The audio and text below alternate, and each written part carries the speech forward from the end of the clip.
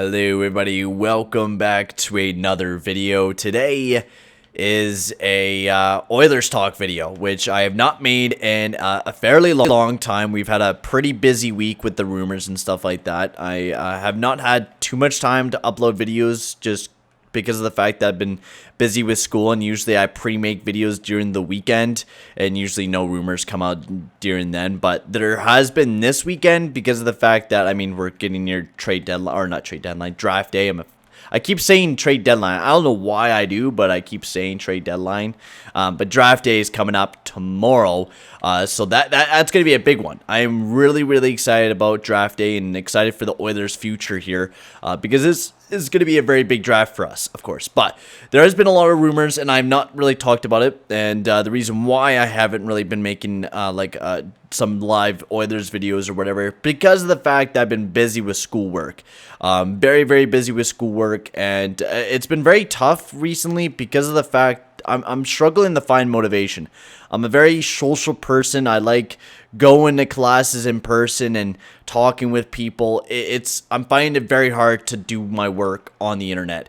And also, it's very hard to learn on the internet, and especially when I'm doing 6-hour days of learning, it's been getting very hard for me just to kind of stay awake after I'm done class, or even try to make a video or try to talk Oilers, as it has been a very scary week, I gotta say so, with the rumors and stuff like that. So might as well jump into it. I'm not gonna jump in too much on my social life. I've just been busy, but I will try to keep you up to date with the Oilers talk this week. I am having a lot of off days because of the fact that we do go on campus for some days, but some days like Tuesday, usually I would have online classes in the morning, but since we're having in-person classes, there's only like a select 4 of us that can go per week, so the rest of us get some off days, which I get those off days, so that means I get to do some homework and also make some YouTube videos for you guys as well. And also it's on a Tuesday, so that means I get to watch the oh fuck, I have a class during the entry draft. Fuck it, I'm still gonna watch the entry draft during class anyways.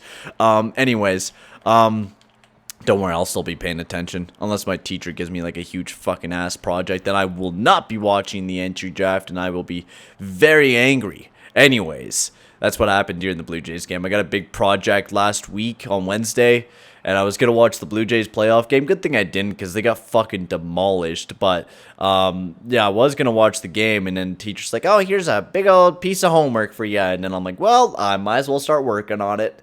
Anyways, yeah, so let's talk about Oilers talk instead of me babbling on for several minutes. Let's talk about the defensive end for the Edmonton Oilers, as we had a very scary week. Very scary week. Bouchard was in the name for rumors. We had our first round draft pick, Oliver Ekman-Larsson. We had Klefbom saying he might be having a surgery on his shoulder again. He's questioning his career. And my lord, I was shitting myself. Like, me and my dad were texting, and I was like, man, I'm scared, man. Like, I've seen this Oilers team do so much dumb shit over my life, where we have a great year and we play great and looks like we're on the uprise, and then all of a sudden we just get fucking stabbed in the stomach. And that was the biggest thing that was worrying me about those rumors, that we were going to do something stupid. Oliver Ekman-Larsson is a left-handed defenseman, and our best prospect in Evan Bouchard's a right-handed D-man, and it is very hard to find right-handed D-man. It is very hard to. It is practically near impossible to get a right-handed D-man. So to get that guy on our team and as a prospect, that's awesome. He's looking great. And to trade him for an Oliver Ekman-Larsson would have been stupid. Now, Oliver Ekman-Larsson did have like a no movement clause, I think it is, and he put out his team, so he only wanted Boston and Vancouver. So Oliver Ekman-Larsson actually saved the Edmonton Oilers from one of the worst trades in NHL history. Probably would have been, as Oliver Ekman-Larsson, he had a down year this year, and he has a really bad contract, and I don't think I would really want the contract. Now, the rumors for that trade was a 2020 first round pick, Evan Bouchard, and Chris Russell. So we would have saved about $4 million, but that would have only been for the 1 year, and then we would have been like fucking $8.25 million of Oliver Ekman-Larsson. And the Arizona Coyotes weren't looking to retain any of their salary cap, so for that fact, it would have been a horrible move. Now, yes, Oscar Klefbom, with him questioning himself and maybe not even playing in the Oilers uniform again, I do believe Oscar Klefbom's going to play again. I know he's going to question his career and stuff like that. I think his career's going to end early, though. That's my biggest thing. He will probably end his career around 32, 33. He'll get another thing like this where his shoulder will bug him again, and he will just have to go and take another surgery, and he'll probably say, yeah, it's about time that I retire. It's going to happen sooner or later. Oscar Klefbom's a great player. I love the way that the guy plays, and he's one of our best defensemen, but we definitely need an improvement down there. And for free agency, whatever happens at there, I don't think there's anybody too big unless you're going to go after a Tyson Barrie, which I would not mind doing. We do need a defenseman that can actually move the puck around. And I know a lot of people are like, yeah, we need to become better defensively and all this stuff. I think we need to actually, yes, play better defense. That's the biggest thing. But being able to move the puck out of our own zone is the biggest thing that fucking hems us in.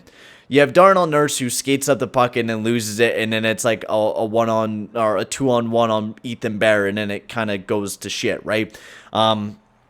Ethan Bear is a perfect example of an offensive, or not an offensive defenseman, of a perfect two-way guy that can actually move that puck around.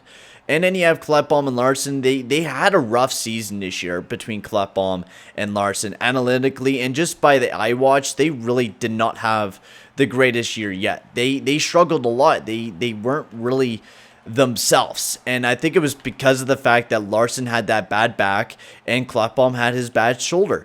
And we cannot risk having these guys being injured next year. We know that. Like, if these guys are injured, we're going to have to rely on Evan Bouchard and fucking Philip Broberg, which I would love to, but they're still too young. We don't want to rush them in and have them play some really bad minutes, and the same thing happened to what happened to Puljujärvi, right? We do not want that happening. Now, Puljujärvi might be coming back this next season, which would be amazing. I would love to have Puljujärvi back, which is also one of the biggest rumors.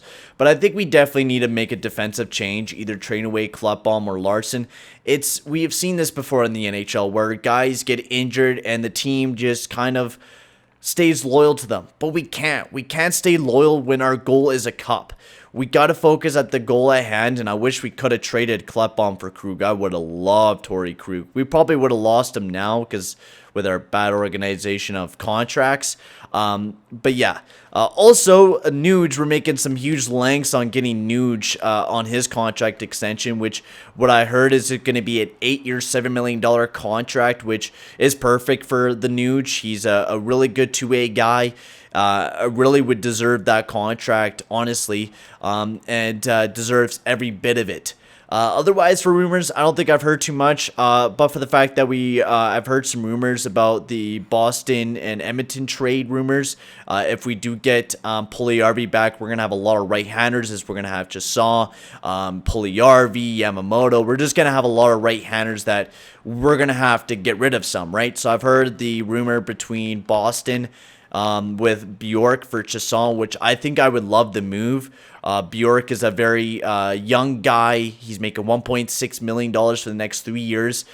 Great versatile two-way forward. I think would be a perfect guy for our team in the next upcoming seasons, and especially for depth. Now, we're definitely going to need a third line forward, and I wish we could get a third liner from the Boston Bruins, but probably not going to be able to. But a winger swap would be okay with me, and especially picking up Bjork, who's going to be a very nice team-friendly contract, and who I think could develop into a very nice third line guy for the Edmonton Oilers. I think Bjork would be a very nice guy, and I think we got to start making some moves for defense, which I've already said. And also, we need to look for a third line forward, which I will be talking about in a free agency video once the draft is all over and stuff like that. We will be making a free agency preview when that all gets ready to go and stuff like that. Now for the draft, I got some rumors for you guys, so let me just pause the game. Let's come up on the full cam. So Bob Stauffer and Jack Michaels, they both think the Oilers will trade down to the 28th overall selection and get 33 and 58th as well if Seth Jarvis is gone by 15 or 14th overall. So, which is where the Edmonton Oilers are planning on going. So Seth Jarvis, he's a very young guy. He's touted to go between 11th to 13th overall, so around there. Probably won't dip down to 14th. We're going to have to get very, very lucky to get this Seth Jarvis kid, but the kid had a lethal year in the WHL in 58 games. He had 98 points. He was a stud, a guy that I'm really looking forward to if we do select this guy. As the Elite Prospects draft guide says here, his ability to work in tight spaces seems as a good place as any. Jarvis is one of the best attackers in the draft with a defender on his back. He seeks out a pressure with gear changes or stops and starts, then creatively pulls away with an arsenal of moves. As a gifted passer and shooter, he's a type of player who wants the puck on his stick. I would love to have Seth Jarvis. I would also love to have Jack Quinn as well. Jack Quinn is now also supposed to be going like 10th, 15th. So you might be seeing that guy picked up. So I wouldn't mind moving back. I would not mind falling back a couple picks because of the fact that if you select, if my internet will load up, if you go back, holy shit, I guess I do not have the mock draft all ready to go. What the fuck, man? Where's the mock draft? Or whatever. Anyways, I would not mind dropping back. There's tons of good prospects in this draft, and we need more picks. We only have the first, third, and then above that, right? We don't have our second, and picking and doing a trade like that, trading back from our 14th all the way to 28th, guarantees us some picks that we can pick up in this draft, which is something that we need to start doing, right? We need to start drafting and we need to start developing. This is a very young team, and we know that. We still have McDavid for a fairly long time, so we have some time to start developing. And the way you win championships is by drafting and developing. We've seen that with the Chicago Blackhawks, how well they were with drafting and developing their players, and how they just kept going over and over and just kept winning that fucking cup over and over again. That's the same thing that we want to do here in Edmonton, is kind of build that type of style that we want, right? Drafting good prospects, and drafting a 4 prospect is the biggest thing we need to do this year. We have a lot of defensive prospects, from Samorukov to Bouchard to Broberg. We got a lot of good defensive prospects, and we could use a nice elite level player like a Jarvis, or a fucking guy like Jack Quinn or Connor Zary, or any of those guys that are in this draft. We could seriously use. There's a lot of good up-handed talent, and honestly, Seth Jarvis could go anywhere. All those guys that you see there that I was talking about, those guys could go anywhere in the draft. This draft is so versatile, and you got so many of the same players. It is crazy how good this draft is, and I'm super excited to see who the Edmonton Oilers will select in this upcoming draft.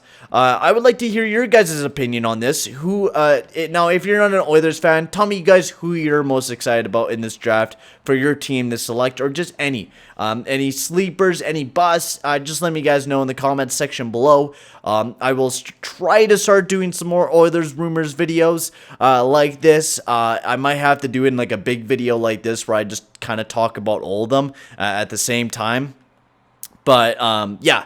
I'm going to end the video here, guys. Thank you very much for watching. Make sure to like and subscribe, and I will see you guys all in the next video. Adios, amigos.